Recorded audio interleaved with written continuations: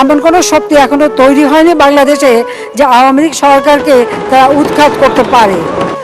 আইয়ুব খান চেষ্টা করেছে, ইয়াহিয়া চেষ্টা করেছে, জিয়া চেষ্টা করেছে, জাহাল এরশাদ চেষ্টা করেছে, খালেদা জিয়া চেষ্টা করেছে আওয়ামী লীগকে ধ্বংস করতে, পারেনি, পারবেও না ইনশাল্লাহ, আর কোনদিন পারবে না। ক্ষমতার অহংকার দেখাবি না, টাকা পয়সার গরম দেখাবি না। 2 দিনের টাকার মালিক হয়ে ওর পা জমিনে লাগে না, এরকম টাকা আছে না নাই? লাম ইয়াকুন শাইআম মাযকুরা, তোর চেয়ে বড় ক্ষমতাশীল ছিল ফেরাউন।